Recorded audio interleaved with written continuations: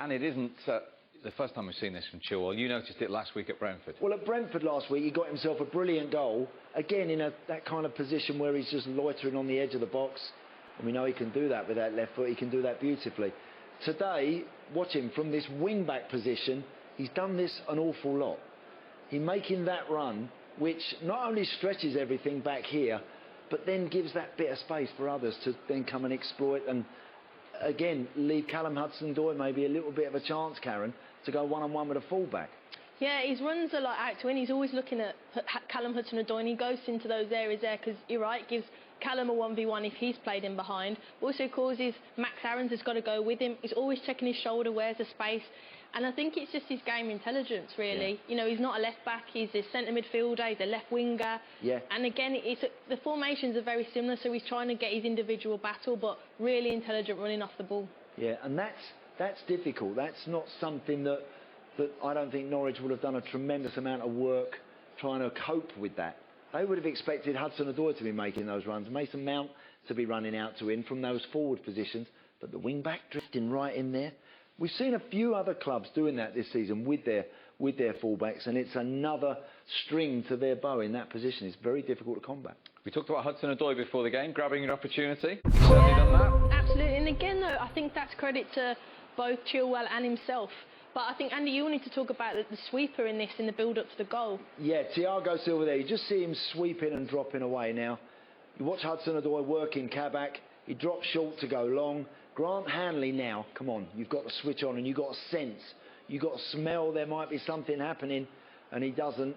He almost gets distracted a little bit. He's holding the line. He's a bit square and a bit flat. And one ball puts 4 yellow shirts out the game. And that is a good finish, Karen, that. Look, it's brilliant. What I like about Hudson-Odoi is he makes that run in, and there's no intention in receiving it there. He's always going, right, I'm going to suck you in to get that space, and look, then it's a comfortable finish. But like I said, the formations are similar, you know, 3s and 5s at the back. It's about individual battles, and when Chelsea have got better individuals, they're always going to come up on top, and then this was the final goal. I think we spoke about fullbacks before the show, how influential Chilwell and James would be, and then it's just a brilliant finish, isn't it, Andy? Great finish, really good finish, yeah. Too late again. Norwich just aren't quick enough in sensing that they're in trouble, and against the best teams, by the time you pick your head up and start chasing back, invariably it's in the back of the net, and I'm afraid that is game, set and match. Is this potentially damage limitation here for Norwich? Because they haven't even had a shot, they haven't had a touch in Chelsea's penalty area. No. Karen and I spoke about goals, output, where's it coming from in this Norwich team, and there's nothing to suggest today that was going to change, Steve. So, absolutely. Look, if you get beat 3 and you have to take that and go home and learn from that, fine. If you get beat 6 and 7, they are seriously damaging your confidence. Just when things appear to be getting a bit better, you get hammered back down again. Yep, Norwich will certainly hope that second half isn't as painful. Norwich will just want to really forget about it, park it, move on, because everything went wrong for them today from the get-go. And credit to Chelsea, but from Chelsea's perspective, we're probably in second, third gear and missing your 2 strikers, and you're still scoring 7 goals. So a day to forget for Norwich. Tough day that is, and I think Norwich are now at that point where Daniel Farke is clearly a popular man. He's no doubt a good coach and has good relationships with everybody at the club. But there does come that point. Do we now decide to make a call and go down a different road to try and survive, or are we happy? And all the kind of, I think all the feeling is, Steve, that they're happy being where they are in their space, where they go up, they come down, they go up, they come down, and they're in that sort of world, and they're almost like they accept that. There's a galaxy of difference between these 2 clubs. They are polar opposites in terms of the quality of the players and the mentality. Because the mentality at Norwich really is, as Karen just said there, you know, you feel like it looks like a team that they've got beat 7 today, but they'll keep doing what they do. They'll keep just doing this, keep doing that, and yeah, but you don't want to get beat 7-0 though, Andy. Like, no, or even go as a player, you don't want that mindset. It's just like, I'm with you totally, but I don't see, all the time you keep the same coach, you've got championship players, which is what they have. They sell their best player. When Dia went, they sell their best players normally, and so I can't even make a case for them They've scored 2 goals all season. You know, did they have a shot today? Don't think so.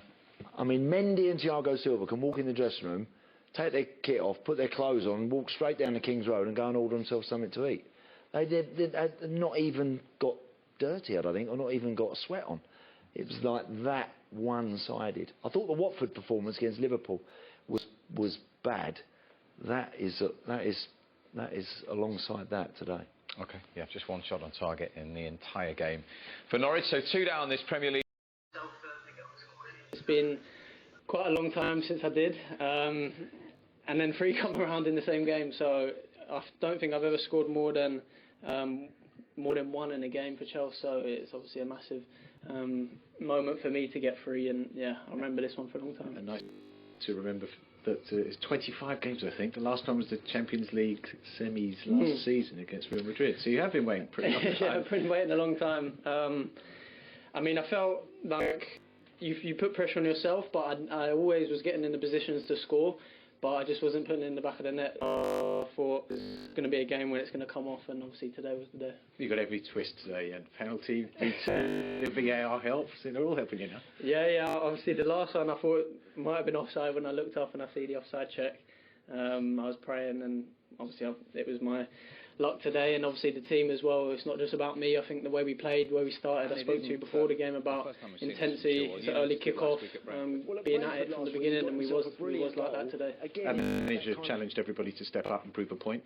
Did we see that? Yeah, definitely. Players coming in, and in the absence of some other players, and I thought it was brilliant. We was on it throughout the whole game, even though we obviously was a couple up going into the second half. We never stopped, we never dropped our standards, and kept going. Yeah, special day for Mason Mount, been at Chelsea since the age of 6, his first Premier League hat-trick. You can see what it means to him. Yeah, it's amazing. His journey, you know, he's been abroad, been at Derby, and then come back to his boyhood team, and he's absolutely smashing it. And the impact, you know, he's been out a little bit with his injuries and then slow coming back into the team, but there's no question about his impact to the Chelsea team. And for me, whenever I think Chelsea, I think of him. And when he's not there, I see that impact. And what's more pleasing, there's so many people saying he was like the teacher's pet. He's just completely gone, yeah, whatever. He's just kept going with his football and hard work, as you said, off air. And he's such a joy to watch. Yeah, and after 13 league games without a goal and questions being asked, 3 come along on one day. And so the result was that we have high pressing and many ball wins, and could play a high rhythm and create a lot of chances, and were very precise today in finishing, and also a well-deserved win. Okay, to score 7.